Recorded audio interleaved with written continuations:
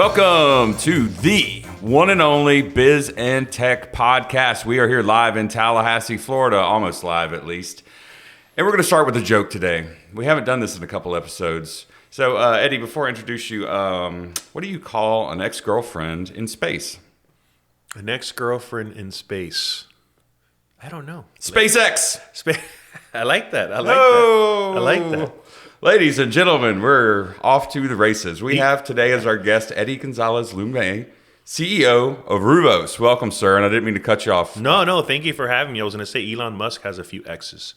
Indeed. So, yeah. But thank you for having me. This is great. I'm a big fan of the podcast. So, well, we appreciate you being here today. So let's hear some background. Where are you from? What do you do at Ruvos? What motivates you? Let's hear it, man. All right. So, born and raised in Miami. Okay. Family are members of the Cuban exile community, so they came over. My grandparents and parents came over in 1959, 1960. I have 5 sisters. Okay. Smart, amazing, beautiful sisters. So my parents had their hands full. That's a lot of kids. Yeah, absolutely. I went to a high school in Miami called Belen Jesuit. Okay. I mentioned that because the Jesuit order is extremely important to me and what I do here locally in Tallahassee and in business. After Belen Jesuit, I followed the Jesuit, curriculum and process, and I went to Loyola University, New Orleans. Okay. And wonderful so city. I was there for not 3 years, not 4 years, 5 years. So Did you spend too much time at Tipitina's? I did my time at Tipitina's, Pat O'Brien's. I had a blast. I was there with some of my friends from high school, met a bunch of other folks, not only folks from New Orleans, but across the United States, but also international. They have a strong international business program.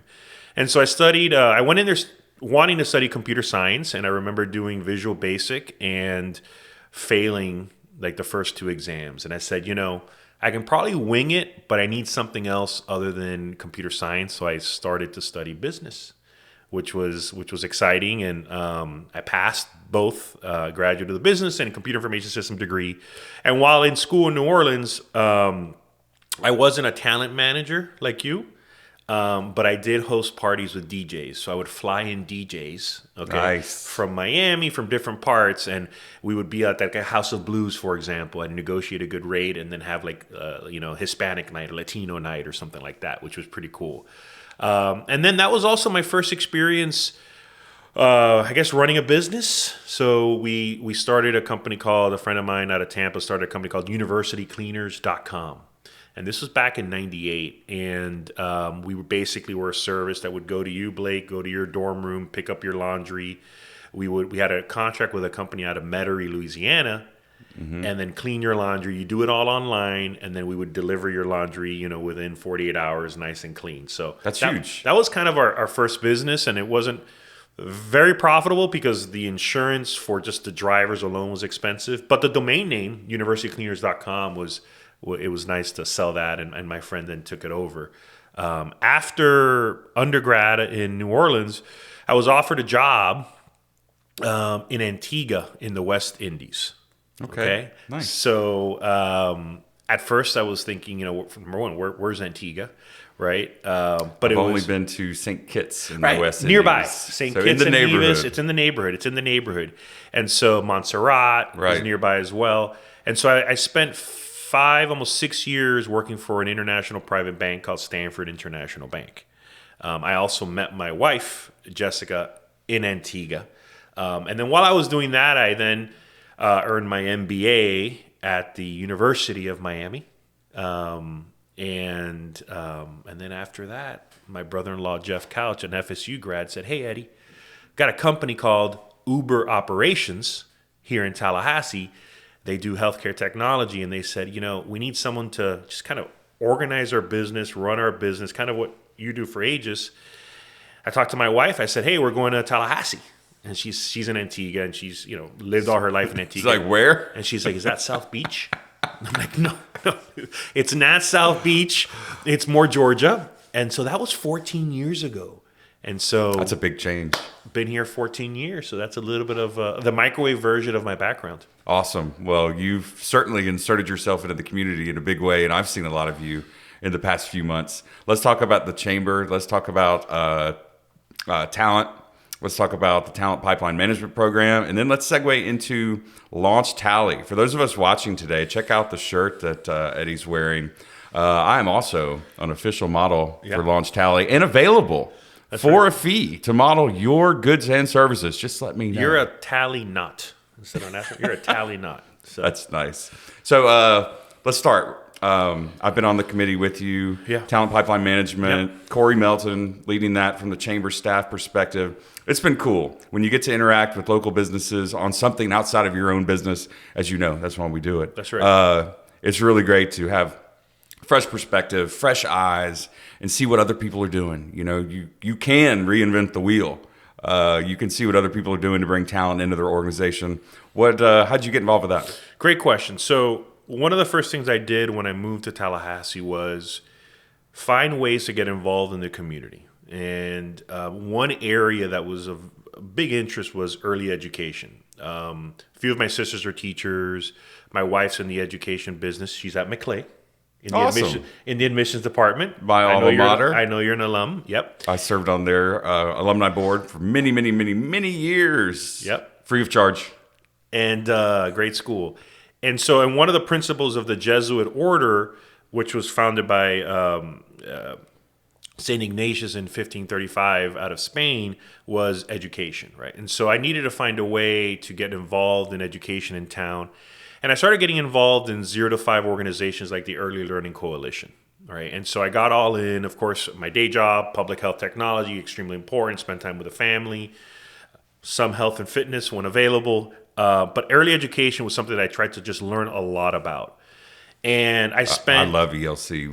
We helped them open their doors with 2 computers going back almost 20 years. And they've grown into a huge entity. A huge entity, budget of over $20 million, doing amazing things for the children and providers in this town.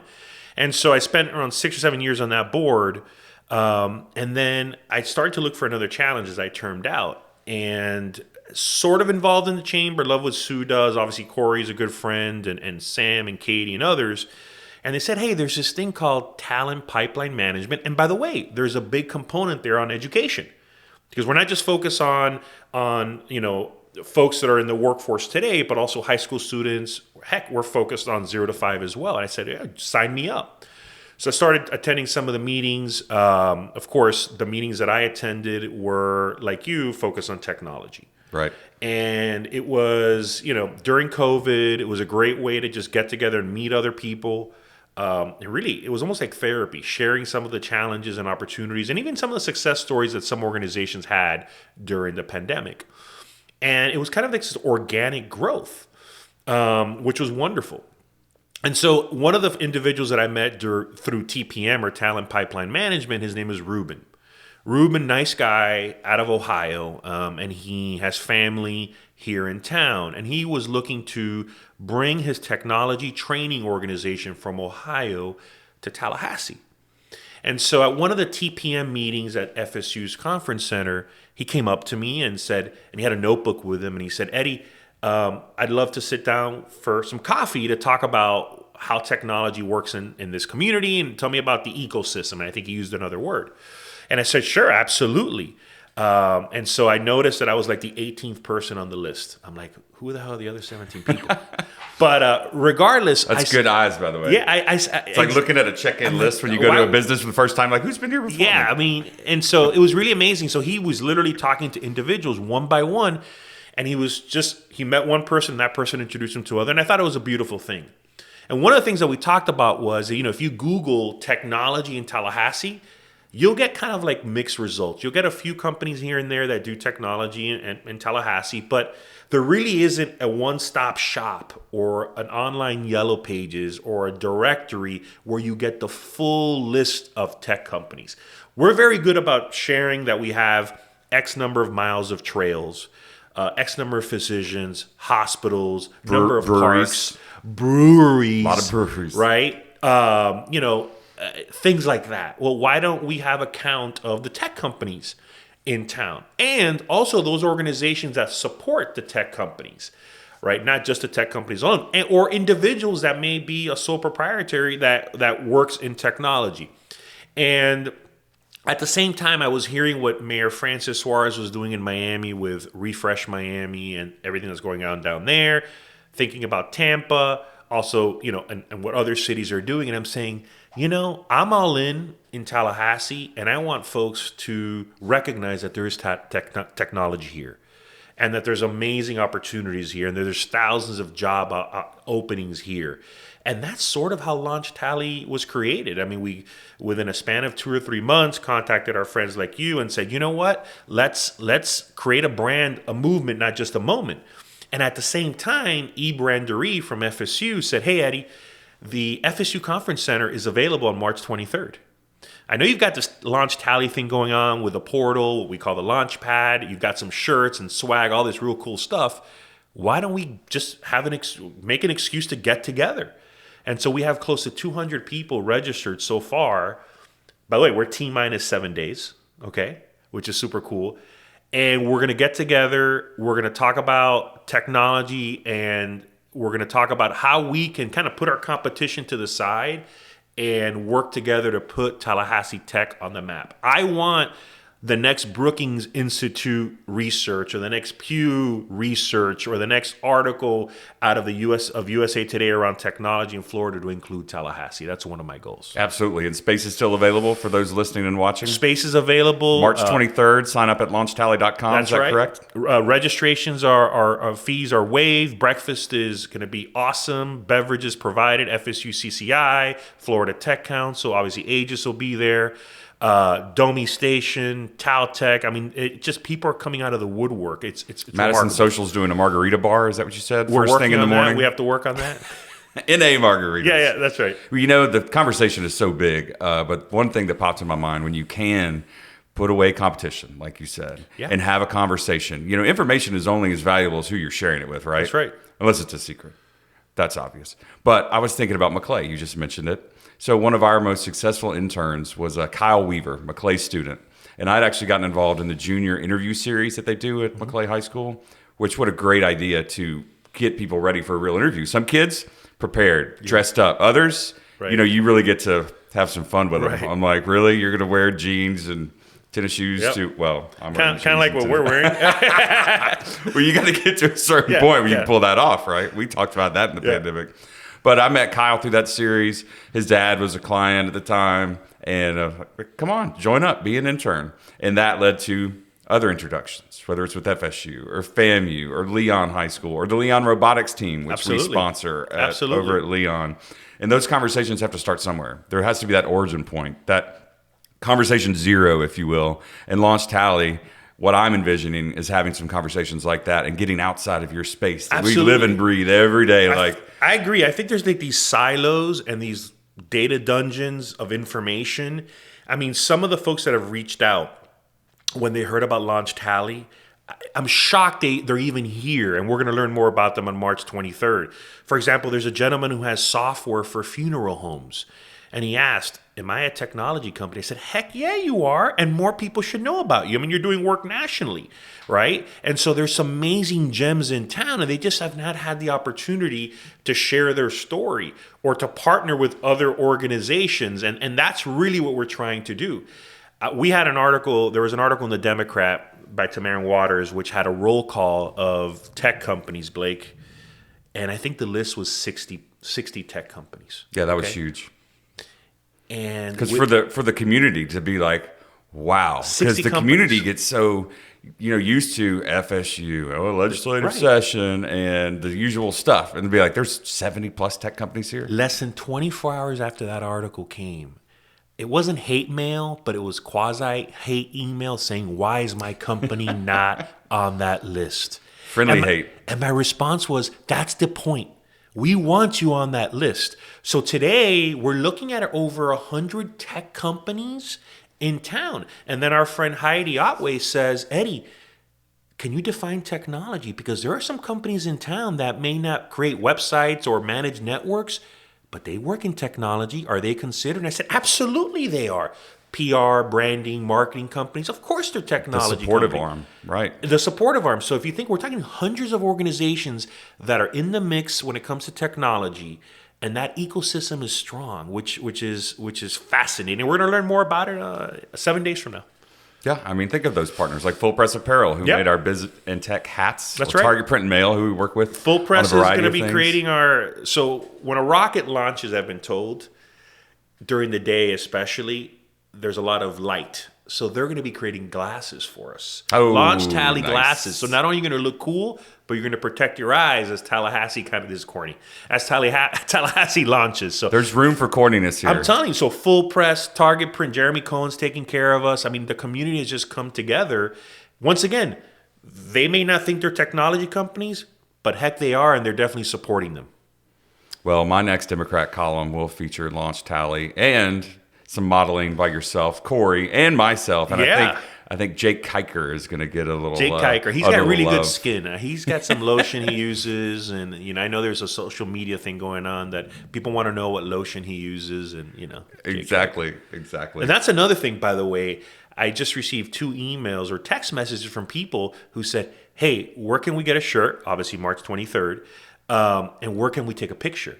So at the event, the Workmans are going to be taking portraits of every single, of course, if you want to, of every participant.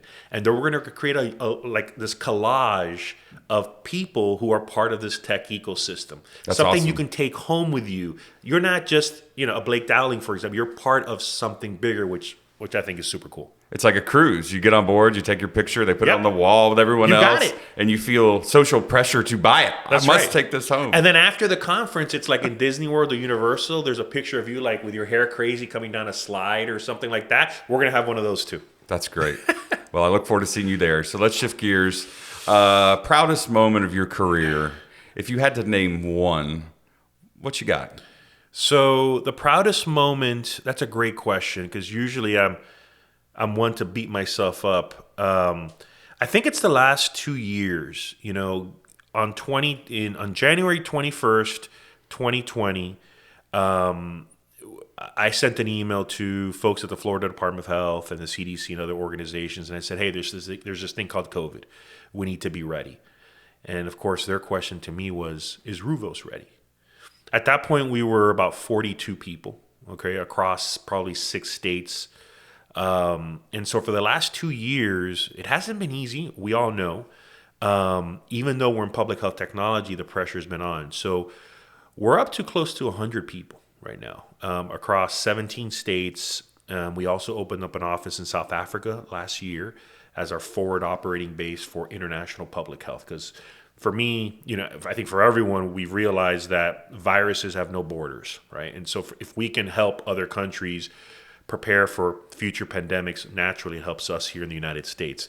And so I think the proudest moment is more about our team. Our team has come together over the last 2 years to make sure that the epidemiologists, the doctors have the data that they need to make those life-changing decisions. We stay out of the politics. We're kind of like FedEx. We'll deliver the data to the real smart doctors and epidemiologists and let them do their thing. But that also, and that also means the data has to be secure. It's in the cloud.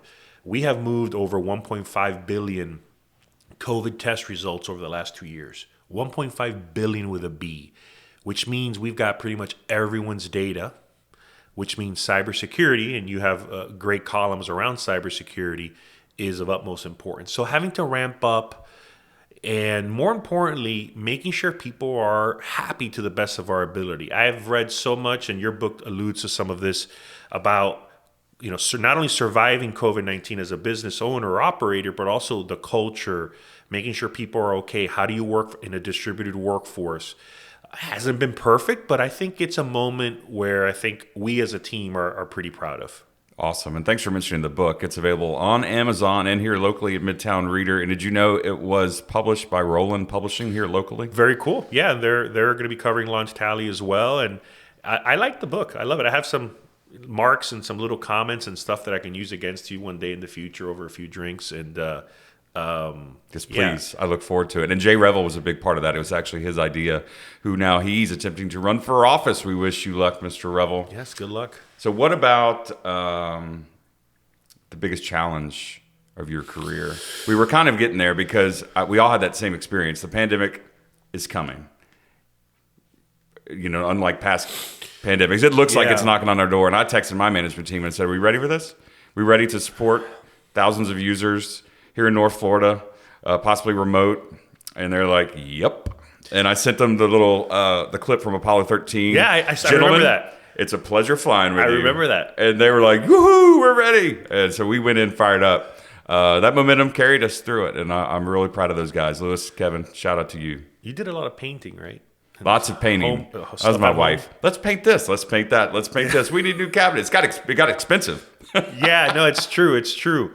The biggest challenge, obviously, the work pieces has been a big challenge, but also personally, right? That balance, right? Because we can work 24 hours a day, but having to kind of reset every once in a while and remind myself, hey, don't forget to eat healthy. Hey, don't forget to do the CrossFit. And I think that balance, often it gets carried away, and you look back, it's been 2 weeks, you haven't done anything that, in terms of putting the oxygen mask on yourself first. And so that's something that I constantly struggle with, because there's always an email there. There's always another meeting. There's always something one can do, whether it's for work, family, or the community. And so that's one of my goals for 2022, is trying to overcome some of those challenges that I think many of your listeners probably can relate to. I was getting frustrated with my bracket last night for March Madness because it was on an iPad, and I was somehow correlating this enjoyable experience with work. I'm like, which is a good segue to this product. I picked this up this week. It's called Magicmind. They're out of Venice, California. Magicmind.co if you want to check it out. It's a little supplement, a productivity drink, they call it. And we don't often talk about products on the show, but wellness, mental health. Yeah, that's important. You were getting there. It's very important. And instead of knocking back another cup of coffee, take this shot, focus, relaxation, energy. It's pretty cool. Awesome. I'll have to check that out. Absolutely. So any new hobbies pop up during the pandemic? We mentioned painting, Spotify we were hooked on regularly. A lot of Netflix programming, usual stuff. But we did. We got an Instapot. We started cooking some creative stuff. I started grilling like lamb and stuff I wouldn't normally do. What'd you guys dive into? Yeah, no, that's great. I think Netflix for sure. I love I'm big into Vikings. So there's the Viking show, Valhalla, just came out, which is great. Sure. The Last Kingdom, based on the books, also Uhtred, son of Uhtred, came out, which is pretty cool. And then Formula One. I love Formula One. That was some of the earliest sports that came back. Formula One and NASCAR. I watched some. I agree, and the technology. They use a lot of cloud computing and cybersecurity, so doing a lot of that, and then a lot of housework as well. I'm not very handy, so I've had to outsource some of it. But just trying to, we did the roof, which was a big project for us. Hopefully we won't have to do a roof again for, another 30 or 40 years. Hopefully. And then I try to go to CrossFit, 4 days a week. It's called 850 CrossFit off of Bannerman and Bull Headley. And it's really not only about fitness and obviously mental health, but I've got a lot of buddies there that I get to catch up with at, 5:15 in the morning. And so good for you, man. Some of the stuff that just keeps me going. And, so I'm always looking for a new hobby. So, if any of your listeners have, please comment. Any cool hobbies, let us know. Oh, wait, one more. Trading cards. Fun. They're back. All right. And it's a problem because you got to go hunting for trading cards. So these are basketball cards, soccer cards, which the World Cup is this year. It's a little early because it's in Qatar and obviously the temperature. So it's in November this year. But going and looking for the big hit. Right. So my son and I, Meyer, will go to and my daughter, Raquel, will go to Walmart and look for a box of basketball cards. And then we'll break them, what they call break them, and look for a big hit. Right. And so a box can cost you $30. But if there's a LeBron in there, it may be $300. So, I guess a place like Walgreens that you never they suspect. have cards. They'll have a little stash in the corner. You're like, whoa! They have cards, and then I delved into that world once. Or twice. And so I've got way too many sports cards. So I guess that's a hobby too. That's definitely a hobby. Yeah. I made the mistake of picking up an Xbox when the pandemic started too. Very cool. So my stepson had left behind a few games, threw those in there, and I picked up Diablo 3. Diablo. Wow. Engrossed for weeks. Yeah. I finally put it down, and I could not finish every level. I was disappointed in myself. That's funny. All right, going forward. This is a fun question. I asked this to Kinsey. She had a great answer from Roland Publishing last month, so we'll see what you got. If you could attend any event in the history of the earth, any time, any place, what would it be? I think she said the Renaissance. So good answer, Kenzie. That's a very good answer. I think Greg Tish said Woodstock. That's a good one. I'm just giving you some motivation. No, Not that you need it. I'd love to be part of the process to build like the Vatican, for example. As a Roman Catholic, big follower of the Pope, and being able to see the artwork, the architecture, what went into building, the Vatican, and just walking through the different yards and courtyards and seeing, the day-to-day, how they have the life in the day, for example, of the Pope, being able to experience that, I think would be remarkable. I mean, you see it in movies, we learned about it in school, but being able to do that, I think would be pretty neat. Absolutely. Yeah, that'd be awesome. Are you a big reader? Yeah, I read mostly tech and history. I like history. I like World War II. Did you read Ken Follett's book, Pillars of the Earth? I didn't, but I think I saw it on social media. I don't know, it was probably you. Because it is about a guy that walks around Europe and builds churches. Well, then I need to read that. Tom the Builder. It's a 1,000-page masterpiece. It was my first Ken Follett book. And I will recommend it to anyone that hasn't read it. It is so interesting. While walking around Europe building churches might not sound interesting, Ken weaves it into one of the most interesting tales I've ever read. No, I love it. And I also like watching the movies where, I mentioned the Vikings earlier, where, you've got the Saxons, the Danes, you've got obviously Christianity, and how all of these folks don't always get along, as we know, but how they kind of integrate and form what we have today. I think all of that is super fascinating. Awesome. Anything you'd like to close with today? How can we follow you? Instagram, Ruvos.com. What should people know about your career and Eddie? No, I mean, first of all, I appreciate the opportunity. I'm a big fan of the podcast and the folks that follow your podcast. Just enough about Eddie. Check out Ruvos.com. I think it's important for folks, your listeners, to realize that you can be a small company and be able to do things worldwide that allows folks to save lives. I think that's important.